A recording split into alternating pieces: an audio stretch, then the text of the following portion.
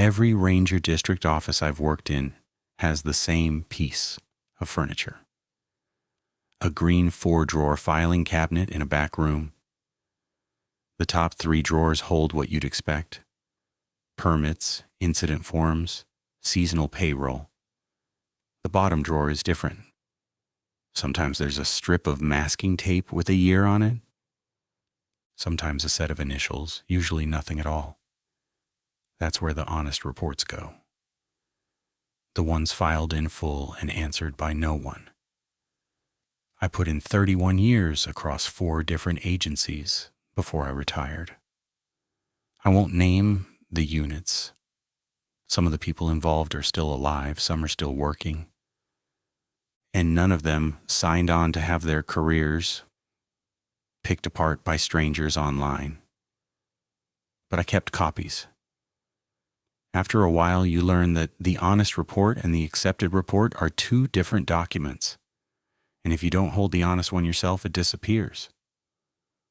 What follows are 13 of those. Some are mine. Some were handed to me by rangers I trusted, on the understanding that I'd carry them forward if the drawer they lived in ever got emptied unread. A few names have been changed. Everything else stands as it was written. 13 reports, still open. Nobody's answered. If you've done this work, you'll recognize the shape of them. Story 1. The pressure on Pendleton Ridge. My altimeter said we were climbing. My legs said we were climbing. But the pressure inside my sinuses said we were going down. And it said it was hard enough that my partner pinched his nose and popped his ears 3 times in the first quarter mile. He looked at me. I looked at him. Neither of us said anything. You don't, not up there. It was a 2-person elk winter range survey mid-February on the east flank of what I'll call Pendleton Ridge, interior West Country. Very little visitor traffic between November and April, which is why the survey runs then. You can read animal use in the snow without human noise stepping through it. The trail climbs steady. 900 vertical feet over about 1.25 miles. It's not steep enough to be memorable, but it is climbing unmistakably. And I'd walked it 40 times. My partner, call him Ben, had walked it about the same. We knew the grade in our bodies. The pressure change started roughly 10 minutes in, not dramatic. The soft ear pop you get in an elevator. Another one 30 seconds later. A third. Ben stopped, worked his jaw, and asked if I felt it. I did. We checked our altimeter watches. Both read that we gained about 140 feet from the trailhead. Both agreed with each other. Both agreed with the topo. And both contradicted plainly what our inner ears were telling us. The next part I've thought about for 12 years and still can't get right in language. It wasn't that we felt like we were descending. It was that our bodies had decided we were descending and were adjusting for it, while our eyes and our watches and the slope under our boots insisted otherwise. Ben got a nosebleed at the half-mile mark. Not bad. A trickle from the left nostril. He wiped it on his glove. We kept walking because we were both trained not to make a small thing bigger by naming it. At about 3/4 of a mile, the pressure inverted. That's the only word I have. A soft internal shift, the kind you get cresting a pass, and after it, our sinuses agreed with the map again. Climbing, our bodies knew it. We finished the survey. 22 elk in the drainage below the ridge. Low end for that unit, but not remarkable. On the walk down, we passed through the same stretch and felt nothing. I filed the survey report. I did not file anything about the pressure. Neither did Ben. We talked about it once at his truck and agreed there was nothing to say that wouldn't sound like altitude sickness or dehydration or shared suggestions. We shook hands and drove home. But here's why the report is in the drawer. 2 years later, a hydrologist I knew was running a piezometer line on that same slope, measuring subsurface water pressure at intervals. Over coffee casually, he mentioned that his instruments had recorded what he called a reversed gradient across one section of Pendleton. The pressure at depth in one stretch behaved as if the mountain above it were less dense than it should be, as if the mass distribution were wrong. He couldn't reproduce it on a second visit. He filed it as an equipment anomaly and moved on. I never told him about the walk. I don't know that it would have helped him. I don't know if his data would have helped me. But the stretch he described was the stretch where Ben's nose bled.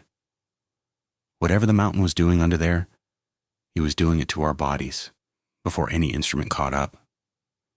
I don't survey that unit alone anymore. When I have to be on Pendleton, I take someone with me and I don't tell them why. If they feel it, they'll say something. If they don't, we walk through and nobody has to explain anything. Ben retired 2 years before I did. At his going away, he pulled me aside and said, "You still avoid the east side?" I said I did. He nodded once and we didn't talk about it further. Some knowledge you carry, you don't put it down. You just get used to the weight. Story 2. The smell at Kettle Hollow. After enough seasons, you learn to read a forest by nose. Wet oak leaf, deer musk, the ammonia of a raccoon latrine, the sweetness of a carcass 3 days in. What I smelled at Kettle Hollow that October didn't fit any category I'd built in 20 years of walking. It smelled like the inside of a house I had never been inside of. Kettle Hollow is a bowl in the topography about 11 acres, ringed by second-growth hardwoods. A hunting cabin used to sit at the low end of it. It burned down in the 80s, before my time.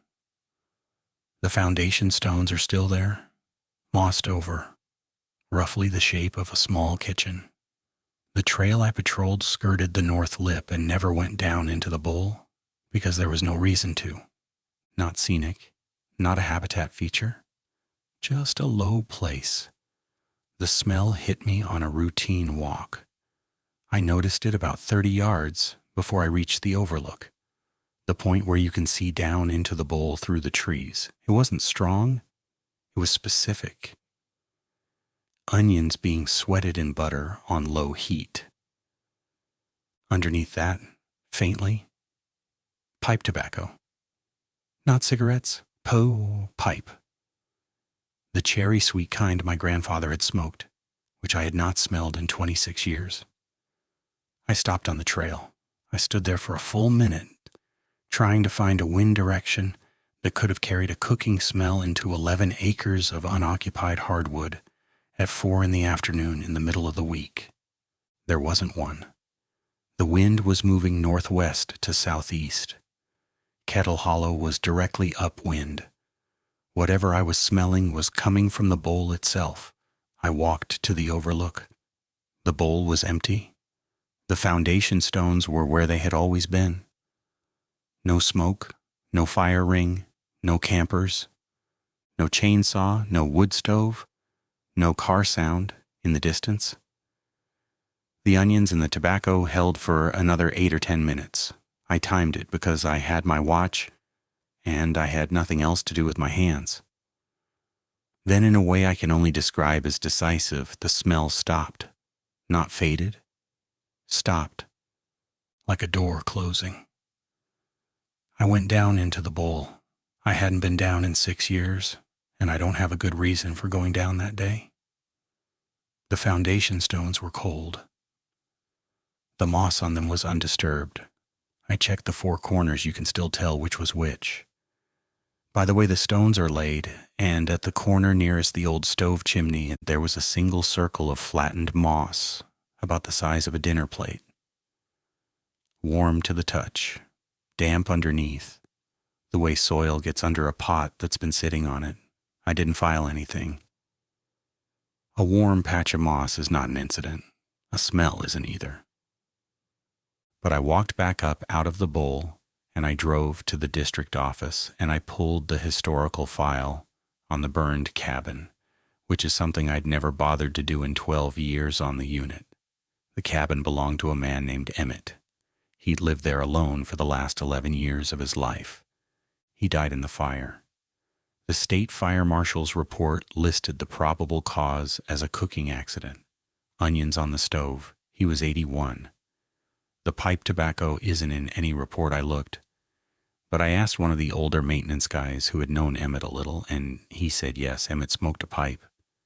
Cherry blend. He said it the way you say something you haven't thought about in a long time, and then he looked at me sideways and asked why I was asking. I told him I'd found an old artifact in the archive and was trying to date it. He accepted that. I walked the north lip of Kettle Hollow another 200 times before I retired. I never smelled it again. But I slowed down at the overlook every time, and I breathed in on purpose, and I could never quite decide whether I was hoping to catch it or hoping not to. Emmett was well liked, from what I gathered later. Nobody had wanted him to die alone. It's possible he wasn't alone that afternoon, in a manner of speaking. I'd like to think that. Story 3. The compass that chose. I've carried the same lensatic compass since 1994. Tritium vial, oil damped, government issue the kind that outlasts 3 generations of GPS units and keeps working when the batteries in yours are corroded green. That compass has never once lied to me. Which is why, when it started pointing at a specific tree instead of magnetic north, I did not immediately trust the tree. The unit was a wilderness area in the northern Rockies. I won't be more specific. The tree is still there, and I don't want people looking for it. Routine boundary check. I was walking on a section of designated wilderness line, verifying that our old blazes were still readable, marking any that needed refresh. Slow work. You walk with the compass in your palm the whole time because the boundary doesn't follow terrain, it follows a bearing, and if you drift more than a few degrees, you can be 100 yards off inside a mile. I was maybe 2 hours in when I noticed the needle was pulling, not spinning, not erratic, pulling the way it does when there's magnetite in the rock underfoot, or an old iron survey pin buried in the duff. I stopped, took a reading, moved 10 paces, took another. The pull was consistent. It wasn't ambient. It was directional. Something roughly 40 degrees off my intended bearing was drawing the needle. I marked my position, dropped my pack, and walked toward it. 20 yards in, the needle sharpened up. It was pointing at a specific object now, not a general zone. 40 yards in, I saw the tree. A lodgepole pine, mature, maybe 70 feet tall. Nothing distinctive from a distance. Up close, at about chest height, there was a nail driven into the bark. An old square-cut nail, the kind you'd see in 19th century construction. It had been there long enough that the tree had grown around it. The wood had healed up on both sides, and only about half an inch of the shank was still exposed. The compass needle was locked on that nail, by itself, not mysterious. Iron pulls a compass. A nail in a tree can absolutely deflect a needle at close range. The mysterious part is the range.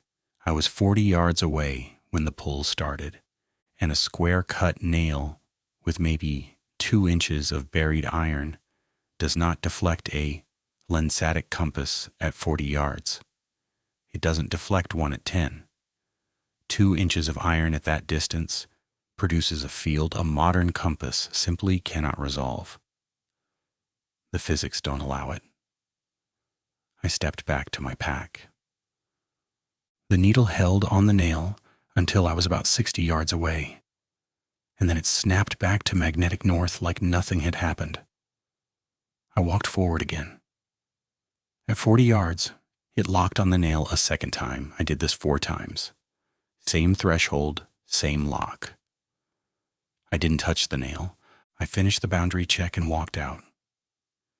That night in the bunkhouse, I looked up the survey history for the section. It had been walked and blazed originally in 1889. The surveyor's name is in the record. The blaze pattern he used included on corner trees a hand-forged nail. He carried them in a leather pouch. This is documented. His field notes are in the state archives. But this wasn't a corner tree. It was mid-line. There was no reason for one of his nails to be there. And a nail, a century and a third old, half consumed by wood, should not be pulling a modern oil-damped compass from 40 yards. I went back 3 weeks later with a second compass, a colleague's brand new, sighted the day before. Same threshold, same lock. I never filed anything about the compass behavior. What would I have written? Iron pulls, needle at impossible range. Nobody reads past that sentence. I still have that compass. It still works. It points north everywhere else on Earth I've ever taken it. The surveyor whose name is on the 1889 field notes went missing later that same year. His last recorded position was in the section I was walking. His body was never recovered. That detail isn't in any incident file. I found it in a county newspaper archive when I finally went looking years later. I don't know that the two things are related. I know that his nail still knows where he is. Story 4. What the sediment remembered. The stream biologist I worked with for 6 seasons had a rule she called the sediment rule. She said mud doesn't lie, water lies, weather lies, witnesses lie. Mud settles in the order things happened, and if you read it carefully enough, you can reconstruct a week of a creek's life from a single core sample. In September of my 4th season, she pulled a core out of a backcountry pool, and it read, "Wrong," from the bottom up. The pool sat on a low gradient stretch of a tributary creek in a designated research natural area. Almost no human traffic. She was doing baseline sediment work, establishing what a clean core looked like in a system with negligible anthropogenic input, so future comparisons downstream would have a control. The core came up in a clear plastic tube about 18 inches long. You could see the layers through the plastic. The top few inches were what you'd expect for late summer fine silt, organic debris, a thin band of ash from a controlled burn 2 ridges over. Below that, coarser sediment, sorted by particle size, the record of spring runoff. Below that, an older organic layer, dark and compact. Below that, in the lowest 3 inches of the core, the sediment ran the wrong way. Let me explain what that means, because it doesn't register unless you know what you're looking at. In a normal depositional sequence, particle size grades from coarse at the bottom to fine at the top within each event. Big stuff settles first, small stuff drifts down on top of it. That's gravity. You don't argue with it. The bottom 3 inches of her core were graded backwards. Fine at the bottom, coarse at the top. As if the water in that pool, at some point in the deeper past, had briefly deposited light material first, and then dropped heavier material on top of it. She looked at that core for a long time. She said, "Huh." She didn't say anything else for maybe 2 minutes. Then she said, "Get me another one." We pulled 3 more cores from the same pool at 3 different points. All 3 showed the same inverted layer at the same depth. She pulled 2 from the pool immediately upstream. Normal. 2 from the pool immediately downstream. Normal. Only the middle pool. She sent them to the state lab. The lab confirmed the inversion. They carbon dated the organic material trapped in the inverted layer. The dates came back roughly 1,100 years old, but not exceptional sector for a sediment pocket. What was exceptional was that the material in the coarse on top layer dated older than the material in the fine on bottom layer by about 40 years. In a normal core, deeper is older. Here, deeper was younger by 4 decades. She wrote it up as a stratigraphic anomaly.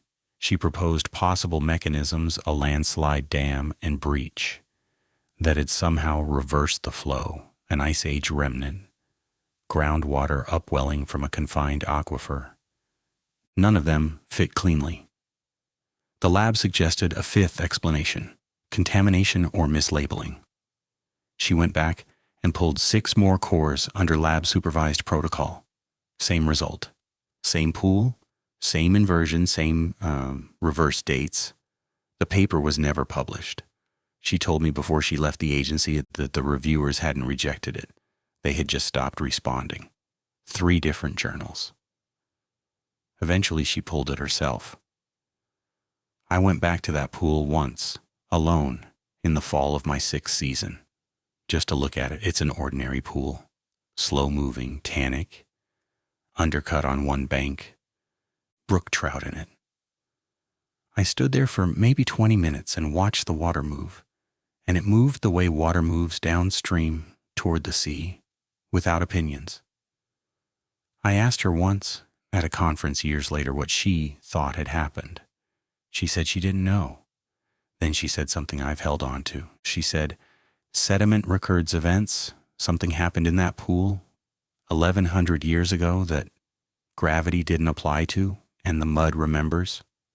She said it the way you describe a lab result, not a story. That's what makes it stay with me. Whatever the sediment remembers, the water isn't telling, and the pool just keeps flowing. Story 5. The language drift. My incident reports from the winter of my 17th year all read normally. They read normally to me. It was my wife who noticed, 3 months later, going through a stack I'd brought home to file, that the words in them had started to shift. Small words, common ones, words I'd been using in reports for 17 years, quietly replaced by other words I don't remember choosing. I patrolled a remote unit that winter, alone, for about 11 weeks. Snow country, low visitor volume, mostly monitoring snowpack, wildlife tracks, cabin welfare checks. I wrote a short report every evening. Standard practice. Location, weather, observations, any interactions. Nobody to interact with. When I got out in March, I had a stack of about 70 handwritten pages. I typed them up for the office file and set the originals aside at home to keep for my own records. My wife was helping me sort through some boxes that summer and picked the stack up. She read a few pages. Then she said, "What's a quiet track?" I didn't know what she meant. She showed me. The phrase was in my handwriting on page 4, in the middle of a description of a lynx trail. I had written that the quiet track ran parallel to the ridge for approximately 200 meters. I did not remember writing that phrase. I did not and do not use that phrase. A lynx trail is a trail or a track or a print line. It is not a quiet track. She kept reading. She found others. Sitcold appeared twice, apparently meaning a place where I'd stopped to eat. Long Listen appeared once, in a description of pausing for elk. Underweather appeared 4 times and from context seemed to mean overcast. I don't say underweather. I say overcast or socked in. None of these words were in my typed reports. I had apparently translated them into ordinary English when I typed them up, without noticing that I was translating. I sat with the handwritten stack that night and read the whole thing through. There were 40 or so of these words scattered across the 70 pages. They started sparse in the first 2 weeks and got denser toward the end. By last week, the handwritten reports contained 6 or 7 per page. I had apparently been developing a small private vocabulary over 11 weeks alone in the woods, and I had no memory of doing it, and no memory of the words themselves. Let me be clear about what this is not. I was not confused. I was not sick. I passed my post-assignment physical without a flag. I did not experience any other memory issues, then or since. My typed reports, the version of the winner that entered the official record, were completely normal. If my wife hadn't picked up the stack, I would have filed the originals and never known. I've thought about this for a very long time. The most rational explanation I can construct is that 11 weeks of solo work in deep quiet does something to language, and that my brain, without a listener to check itself against, started generating compound words, the way a child does, pressing 2 ideas together to make a third. Underweather. Long listen. It's not impossible. Language is a social technology, and if you take away the social part long enough, it may drift. But I don't remember writing the words, and when I say them out loud now, to myself, quiet track, sit cold, they don't feel like mine. They feel like someone else's shorthand. Someone I was sharing the cabin with for 11 weeks and don't remember. I showed the handwritten pages to a linguist eventually, a friend of a friend. No institutional connection. She looked at them for a long time. She said the compounds were structurally consistent with each other, that whoever coined them was using a stable internal grammar, the way you would if you spoke a language and were describing new things in it. She asked me if I had ever studied any Germanic or Nordic languages. I hadn't. She said, well, somebody had. I still have the stack. It's in a box in my closet. I've thought about destroying it, and I've thought about photocopying it and sending it somewhere with more resources. I've done neither. I don't take solo winter assignments anymore. I told the office I preferred paired work. They didn't ask why. In this line, that kind of preference doesn't need to be explained. Story 6. The audit at Substation 4. I want to tell you about a report I did not write, but that I was assigned to audit. And in the process of reconciling it, I found that the numbers on one form did not match the numbers filed against it, and that the discrepancy, when you added it up, was a person. I was a district compliance officer at the time. You go through other people's reports and make sure the numbers agree. Fuel logs match odometers. Visitor counts match permits issued. Radio traffic logs match incident timelines. When something doesn't reconcile, you flag it, somebody explains it, you move on.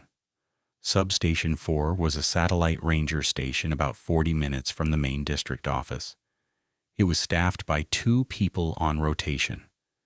In the 3rd week of my audit cycle, I noticed that their monthly visitor log for July showed 1,247 permits issued.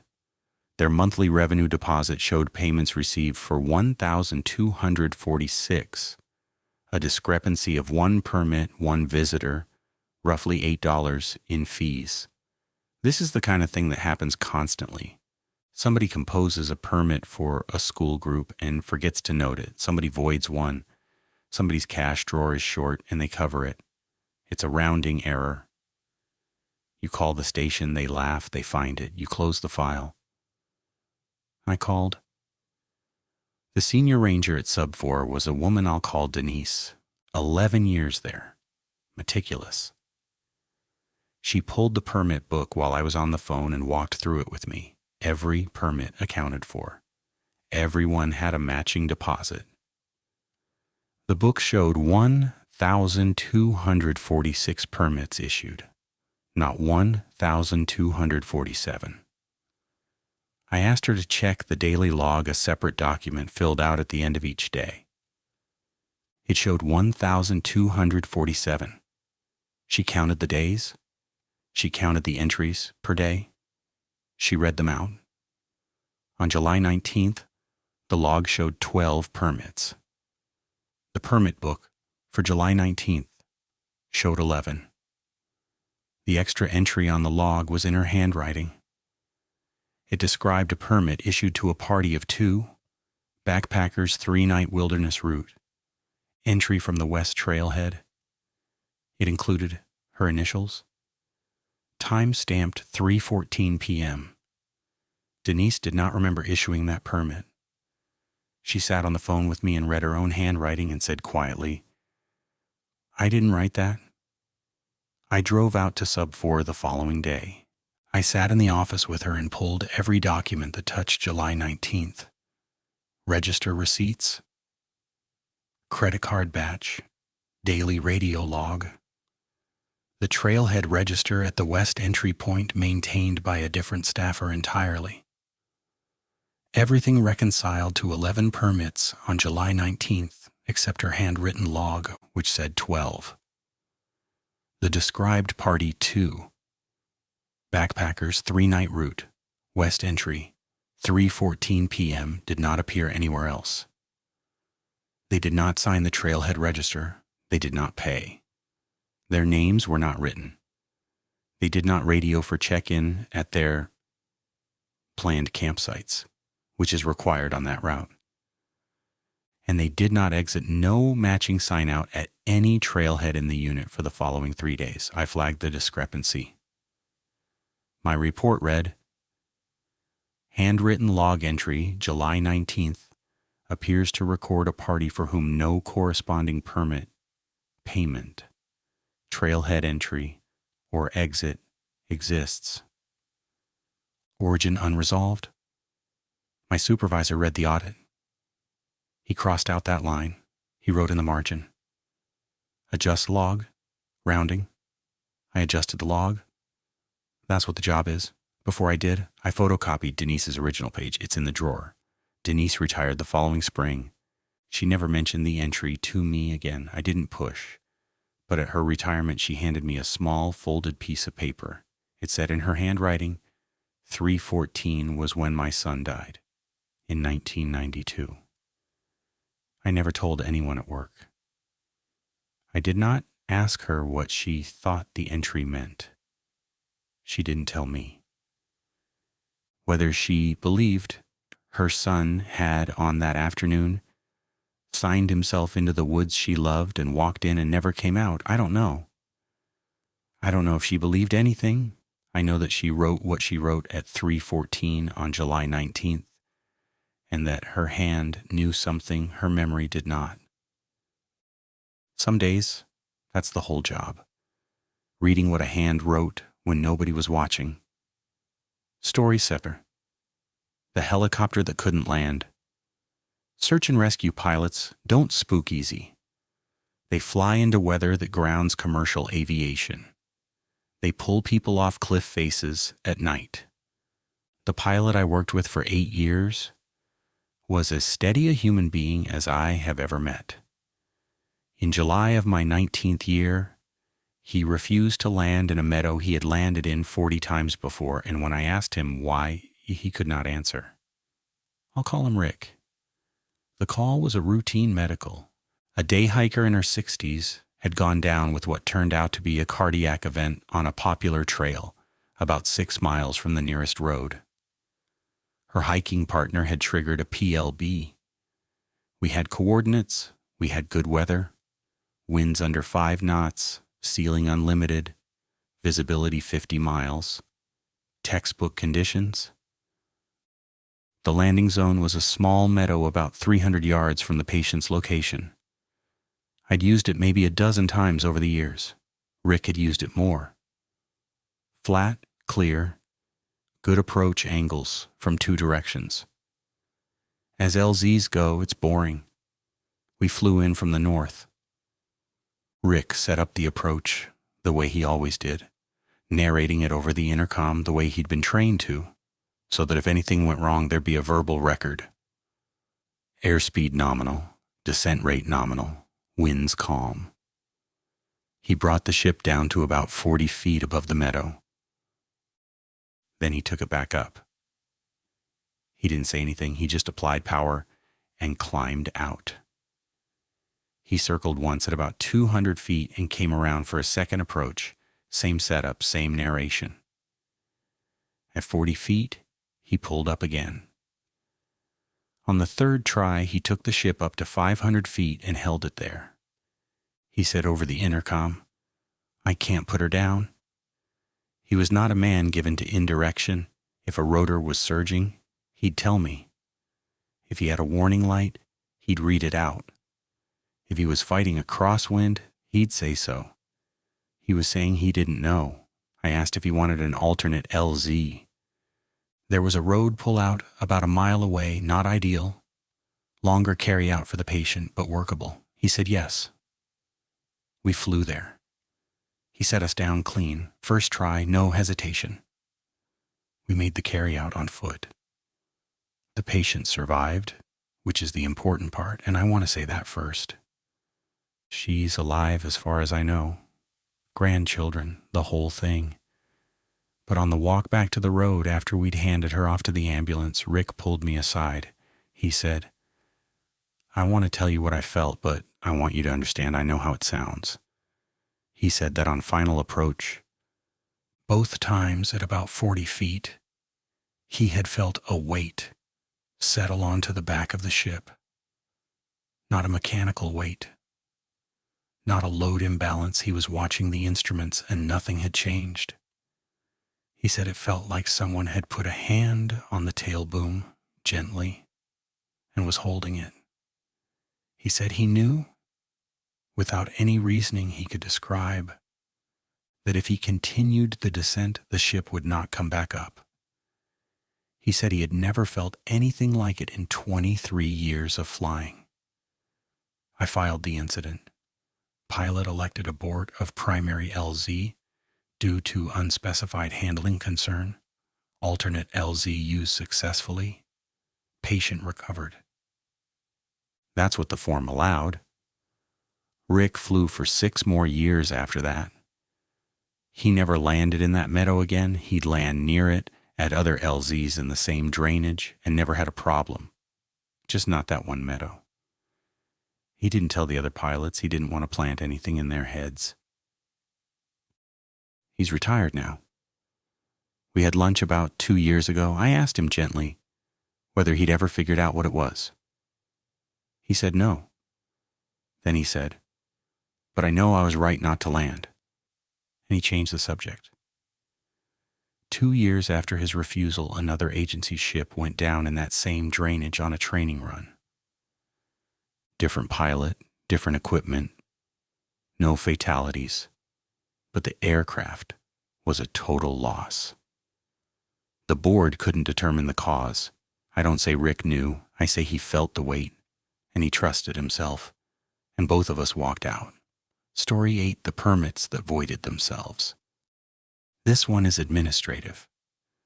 I know that sounds anticlimactic after a helicopter refuses to land. But sometimes the strangest thing in a career isn't what you saw in the woods. It's what happened in the database. I still can't explain this one, neither could the 2 IT contractors we brought in to look at it. Our wilderness permit system back in the early 2000s was a hybrid you could reserve online, but the final permit was still issued on paper at the trailhead station with a carbon copy filed at the district office. The database tracked the reservation. The paper tracked the actual issue. Both had to match at the end. In the spring of one particular year, we started getting monthly reconciliation errors. Not many, 2 or 3 a month. The pattern was consistent. The online system showed a reservation for a specific date. The paper file showed a permit issued for that date, Everything looked normal, and then at month end, when the database ran its closeout routine, those specific reservations would show as voided reservation canceled prior to issue. But the paper permit existed. The party had been in the woods. Sometimes we had their register entries at backcountry campsites. Sometimes we had their checkout signature at the exit trailhead. They had unquestionably been there. The database, after the fact, said they had canceled before ever getting a permit. We assumed a software bug. We had our IT contractor look at it. He couldn't find one. He pulled the logs. The voids were being generated by the system itself. No user action, no cancellation request, no admin override. The system on its own schedule was reaching back and marking specific historical reservations as canceled. The contractor rolled back one of the voids as a test. It revoided itself within 6 hours. We brought in a second contractor. She spent 2 weeks on it. She confirmed the first contractor's findings and added one detail. She mapped the voids. All of the affected reservations were for parties entering through one specific trailhead. Out of our 14 wilderness trailheads, only one was generating the anomaly. The trailhead was on the far east side of the unit. It accessed an area that had been part of an old inholding private land bought out by the government in the 1960s and added to the wilderness. Before the buyout, there had been a small hunting camp back there. After the buyout, the camp had been removed and the area rehabbed. The voided parties had one thing in common that we couldn't have known to look for at first. Every voided party contained at least one member over the age of 70. Let me say that again, because it took us a while to see it. Every party the system voided contained a person born before roughly 1935. We had in that database several thousand reservations to that trailhead across a 5-year period. Roughly 9% included at least one member born before 1935. Roughly 9% were the ones being voided, not approximately, exactly. Every one of those parties was voided. No other parties were. The second contractor, when she presented this, said something I've thought about since. She said, "The system is not making an error. The system is making a decision. I don't know how and I don't know why, but it is choosing these specific records. We could not find any code that would explain the selection. We migrated the whole permit system to a new platform the following year, not because of this, but because the old one was end of life anyway." The voids stopped. The new system has never reproduced them. I have kept, in my files, a printout of the affected reservations. 91 parties over 5 years. 91 older hikers who, according to the record we no longer use, were never issued the permits they had carried in their pockets. I don't have a theory that satisfies me. The trailhead is still open. Older hikers still use it. As far as I know, nothing has ever happened to any of them. But somewhere, in a decommissioned database on a server we don't run anymore, they were quietly being uninvited by something inside the machine that we could never find, and that stopped when we stopped listening to it. Story 9. The Still Pond. There is a pond in the unit I spent my last 6 seasons in that does not have wind on it. I don't mean that it's sheltered. I mean that on days when the surrounding trees are moving hard enough to shed branches, the water on that pond is glass. I watched it happen for 6 years and never once caught it rippling. The pond is small, maybe 2 acres. It sits in a low saddle between 2 ridges surrounded by mixed hardwood with no inlet stream. It's fed by groundwater from below and only a slow, seep-like outlet at the south end. It's not on the map by name. Locally, some of the older maintenance folks called it the still pond, but that was informal. I noticed the anomaly in my first season on the unit. I was walking a patrol on a gusty April afternoon. The kind of day where you're getting slapped in the face by branches every 100 yards. And I came out onto the north bank, and the water was flat. Not almost flat. Flat. Like polished stone. I stood there for probably 10 minutes watching. The trees on the far shore, 40 yards across, were moving in the wind. I could hear them. I could see leaves being torn off them. Above the pond, the crowns of the taller trees were pitching hard enough that I could hear the wood strain. And the water was completely, absolutely still. I picked up a pebble and threw it in. It made a normal splash. Concentric rings spread out and reached the far shore in the ordinary time it takes ripples to travel 40 yards. So the water wasn't frozen. It wasn't unusually dense. It responded to disturbance the way water does. It just didn't respond to the wind. I made a mental note and moved on because I was new to the unit and did not want to be the guy who filed the pond doesn't have wind report in his first month. Over the next 6 years, I visited that pond in every season and every weather condition I could arrange. I went during thunderstorms. I went during nor'easters. I went during a straight line wind event that took down 40 acres of timber on the ridge above. I went on days when the National Weather Service was recording sustained 40-mile-an-hour gusts at the nearest station. The pond was never anything but glass. I brought instruments. I set up an anemometer on the north bank. The anemometer read the wind fine. The wind was there. It was moving my hair, my jacket, and my pant legs. It was not moving the water. I brought a fisheries biologist out with me once, without telling her what I wanted her to look at, just to see if she'd notice. She noticed within about 40 seconds. She said, "That's not right." I said, "No, it isn't." We stood there for a while. She said quietly, "I don't want to know." She never came back. I read the historical file. The pond had been there, apparently, forever. It was mentioned in an 1840 survey. It was called in that survey, "the sitting pond on which no wind sits." I don't know what to do with that sentence, but I know a 19th century surveyor thought it was worth writing down. I asked one of the older maintenance guys my last year on the unit whether he'd ever seen it ripple. He thought about it. He said, "Once, when I was a boy. My dad brought me back here. It was rippling, and he made us leave." I asked what his father had said. He said his father had said, "It's using it." He didn't know what that meant. His father was dead.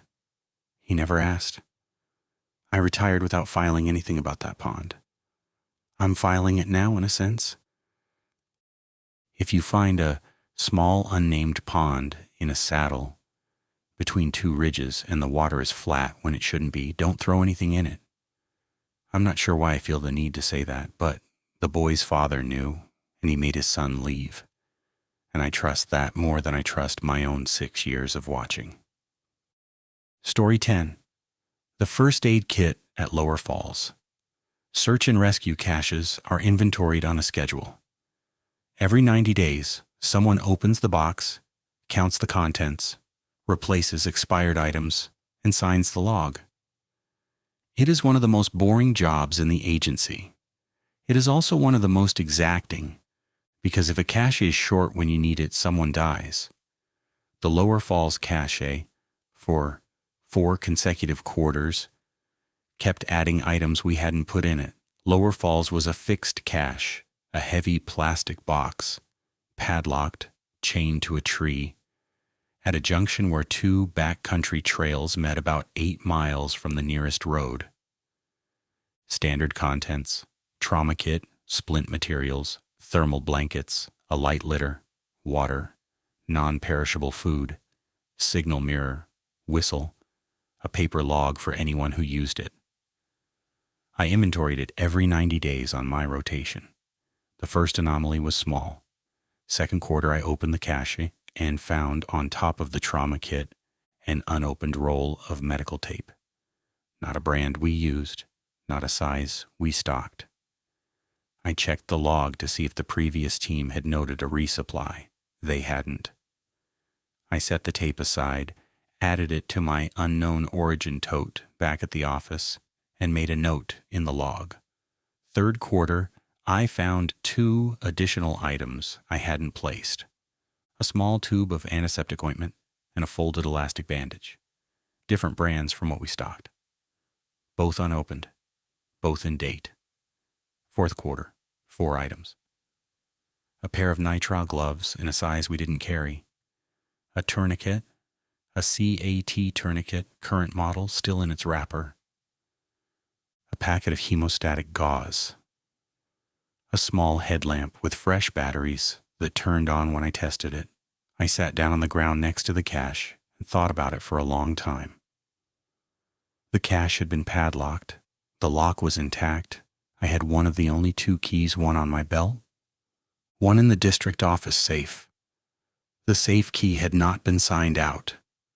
The chain was undisturbed. The box showed no evidence of forced entry.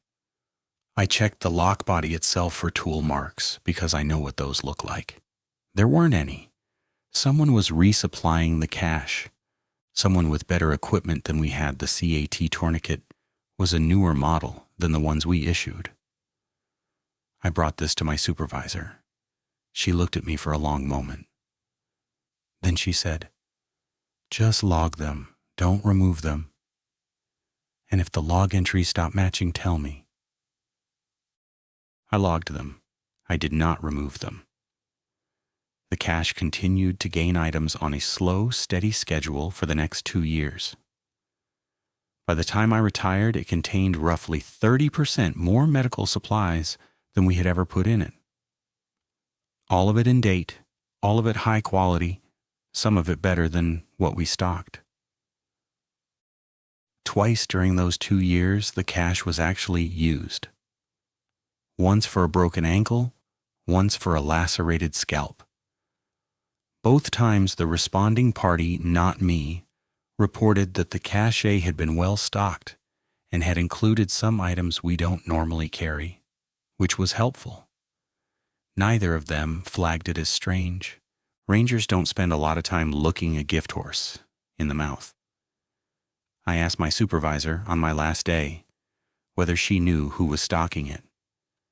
She said no. She said she had inherited the cache from her predecessor, and her predecessor had told her on his retirement, "The Lower Falls cache stocks itself.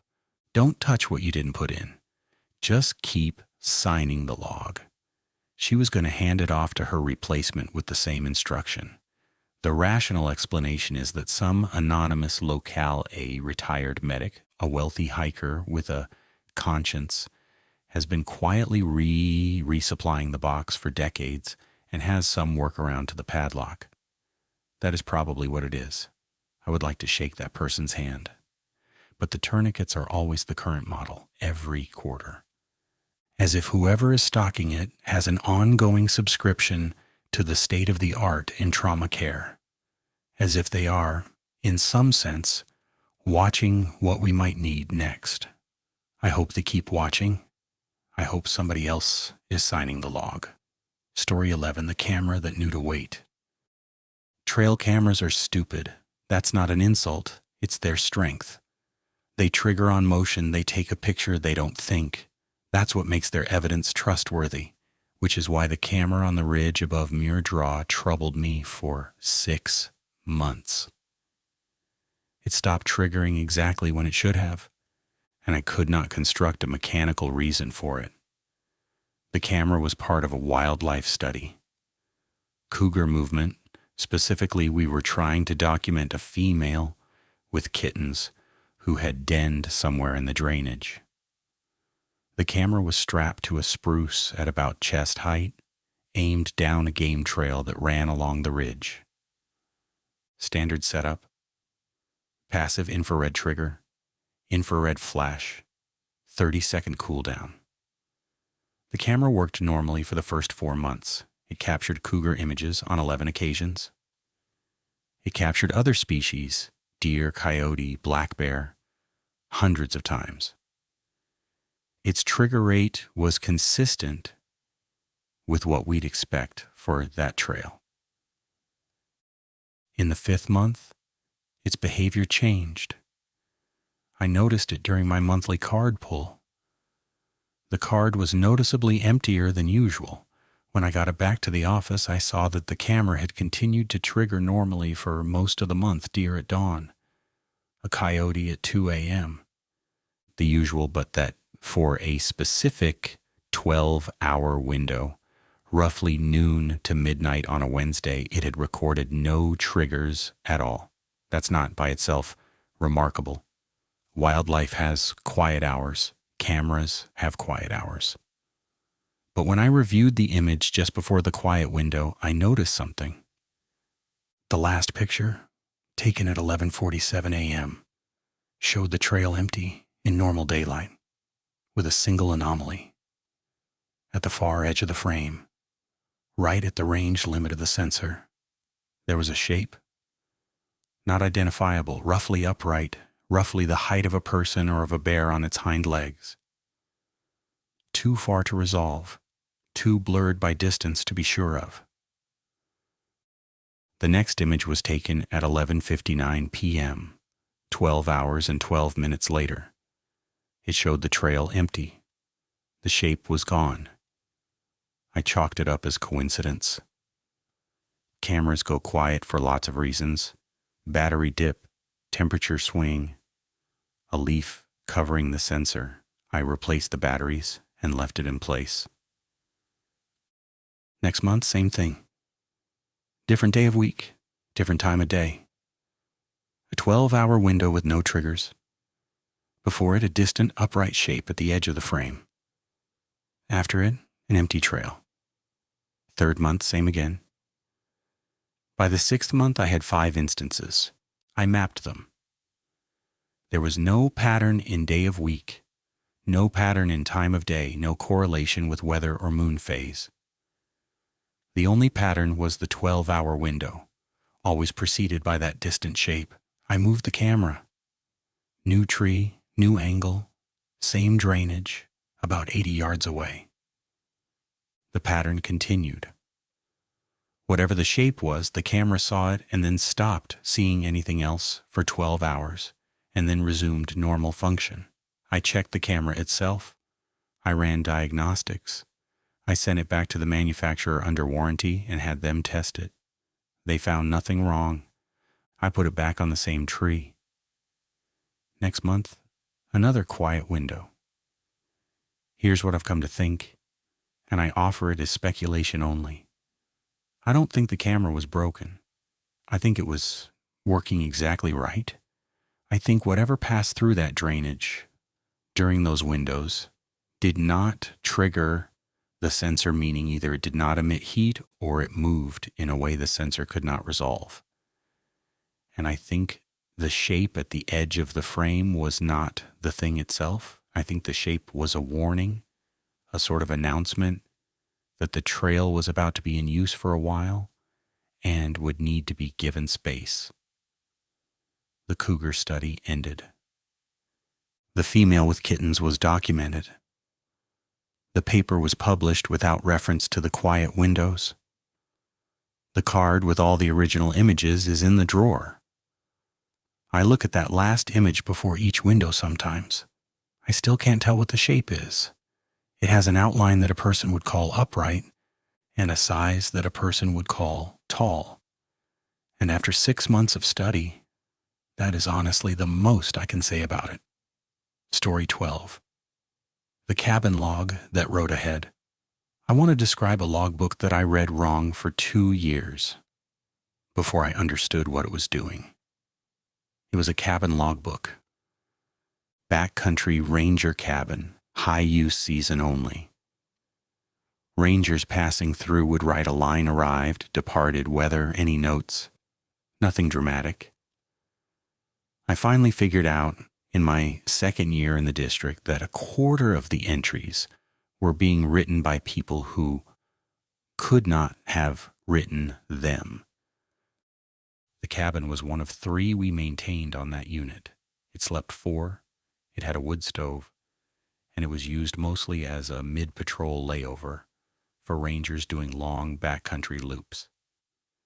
The logbook lived on a shelf by the door. Spiral notebook. Rangers wrote in it as they came through. New entries went at the top of the next blank page.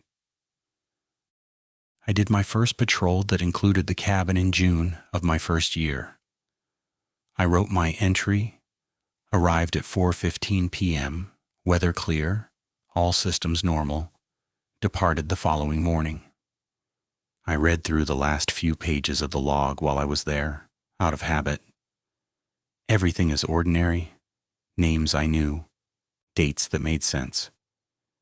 Second patrol, August. I flipped back to my June entry to see who'd been through since. My entry was there. 2 entries had been written above it, dated July, both by rangers I knew. I read them, closed the book, wrote my new entry, and moved on. Third patrol, October. Same routine. 2 more entries above my August one from September and early October. All in order, all from known rangers. This continued through my first season. Everything is normal. In my second year on my first patrol of the season, I flipped back to review winter entries, and there weren't any. The cabin wasn't used in winter. The last entry was mine from the previous October. I wrote my new entry above it, dated May. Later that summer in July, I was back at the cabin. I opened the log, and I noticed for the first time that between my May entry and my October of the previous year entry, there were now 3 winter entries I had not seen in May, dated December, January, and February. 3 different handwritings, none I recognized. They described weather conditions, snow depth, temperature, wind, and 1 mentioned signal check with the district, all clear. They were signed with initials I couldn't place. I asked around. No ranger from our district had been to that cabin between October and May. Nobody had been assigned. The cabin had been officially closed for the season. It had also been padlocked with the log inside. The winter entries were impossible. But that isn't the part I want to tell you about. Impossible winter entries in a locked cabin could, at a stretch, be explained by someone with a key we didn't know about. What I want to tell you about is what happened when I looked more carefully at the whole log.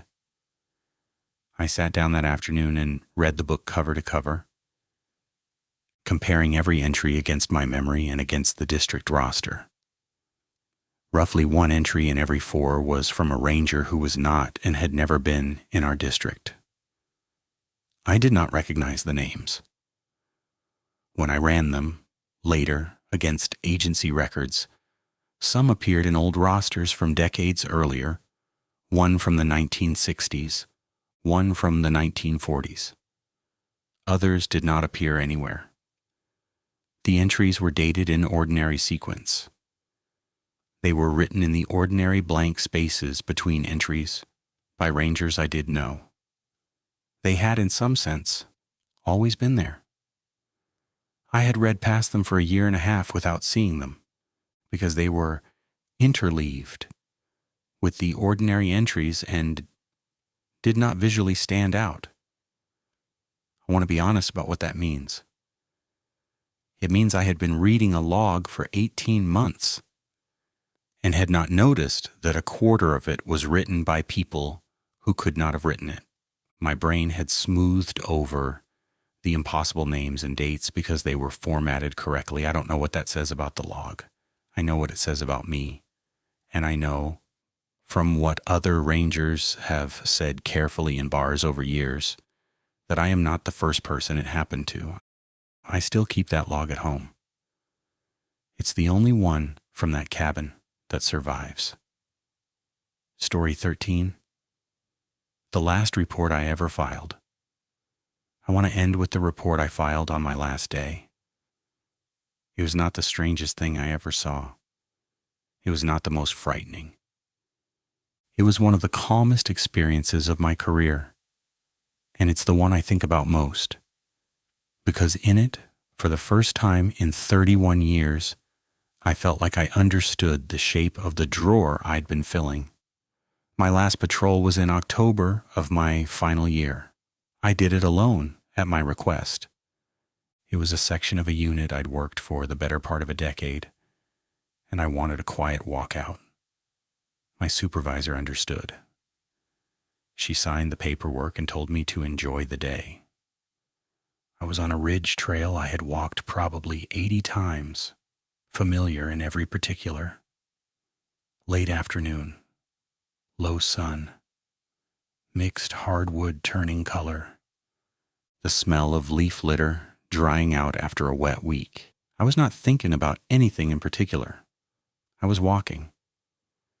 About 4 miles in, I came around a bend I knew the trail curves, left around a rock outcrop, and there's a small clearing beyond it, and I saw in the clearing a man sitting on a log, late 60s, maybe early 70s. Green jacket, small pack next to him, drinking from a metal thermos. He looked up when I came around the bend, smiled at me, and raised the thermos in a small greeting. I said hello. I asked if he was doing all right. He said he was fine, thank you. He said he was just resting for a minute before heading back to his car. I asked which trailhead he had come from. He named the trailhead.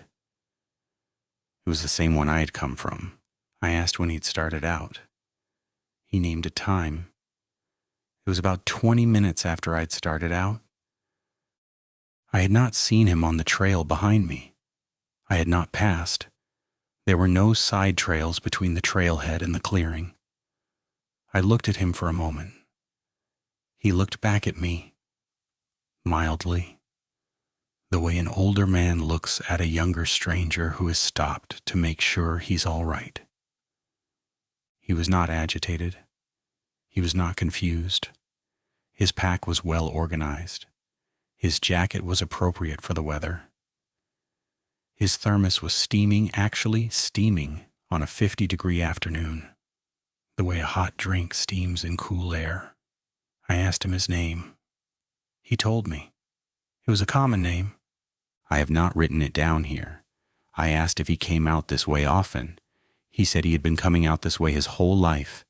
He said his father had brought him here when he was a boy. We talked for maybe 5 minutes. He was a nice man. He asked about my work. He asked whether I liked it. I told him yes. He said he was glad to hear it. He said, the ones who do it well tend to know when to stop. I said I was stopping today, actually. He smiled at that and said, then this is a good afternoon for a walk. I said goodbye. I continued down the trail. When I got to the trailhead, my truck was the only vehicle in the lot. There had been no other car when I started, and there was none when I finished. The man had said he had a car there. He had said which trailhead. He had told me his name. I sat in my truck a long time before I drove out. I did not file a formal report. What would I have written? I met a pleasant man on the trail who could not have been there. That's not an incident. Nothing happened. He didn't threaten me. He didn't follow me. He didn't ask me for anything. He wished me well on my retirement, in a manner of speaking, from a walk that had not put him in a place where he could know I was retiring. I filed my last patrol log that evening, and at the bottom, in the notes section, I wrote one sentence. Good afternoon for a walk. all quiet on the ridge. I've thought many times about who might read that entry someday, and what they will make of it, and whether they will understand what I meant. I hope they do. I think they will. That's 13. There are more, but these are the ones I can tell without harm to anyone still living or still working. If you spent time in these jobs, you have your own. If you haven't, if you're listening from somewhere warm and lit, wondering whether any of it is true, I'd ask you only to consider what the honest report costs and what the accepted report costs, and which one you'd file if it were your name on the bottom of it. The drawer is still in the office. Somebody else keeps it now. She's a good ranger. She'll add what she needs to. She already has, from what I hear. The trail is still there. The pond is still still. The cabin log is still writing itself ahead. The cache at Lower Falls is still being stocked by someone we've never met. And I'm still grateful to them, whoever they are, wherever they are. Sleep well. And if you go out walking, nod to whoever nods back. It costs nothing. And sometimes it's the whole point.